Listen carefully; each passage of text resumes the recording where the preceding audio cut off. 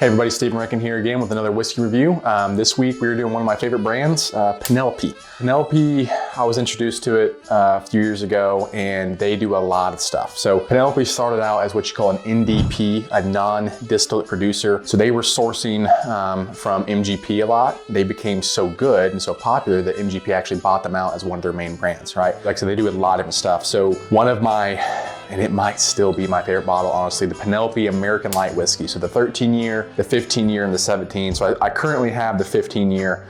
Man, I can't describe how good that bottle is. So I always recommend Penelope for people that are beginning because they're gonna do a range of stuff, right? They're not gonna have any bad bottles. So you can kind of take a gamble and still have a decent bottle at worst.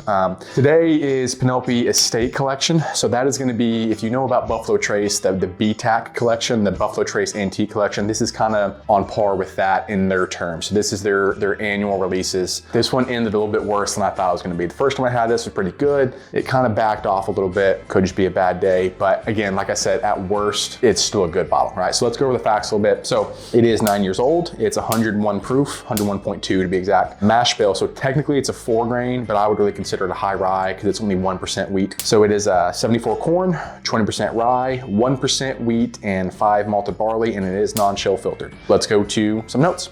On viscosity, I'm gonna go right down the middle. It's not real thick, it's not real light either. It's just kind of classic bourbon, medium viscosity, right? Color, we're gonna go with like an amber ale, right? So kind of that, not a light beer, not a stout, not a red ale, but kind of that golden thing. Really what they make the beer look like in the commercials, kind of that spiraling golden look. That's kind of what you're getting there. On the nose actually started off really good. Kind of like if you ever had honeydew melon, it was like a artificially sweetened honeydew melon. So like if you added some corn syrup to honeydew melon, it was getting that on the nose. And then I like to compare it to like the orange cinnamon rolls. So there was like a bakery, a fresh baked bread, but it had that orange tone to it too. So I was kind of getting like orange bread, but it had some baking spice too. So kind of like cinnamon. So the orange cinnamon rolls, if you guys, some people hate them. That's kind of like pineapples on pizza. Some people are just like, you can't do that. But palate is, it's not bad.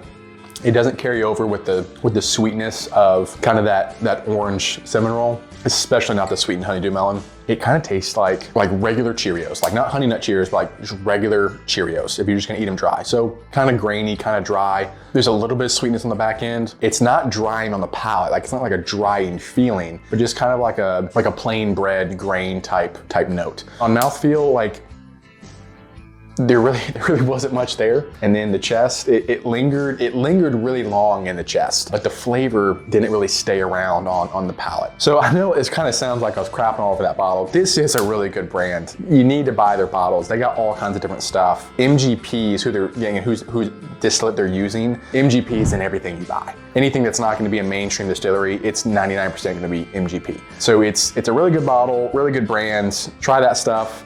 Let us know what you think in the comments of Penelope, and then what bottles you wanna try next review.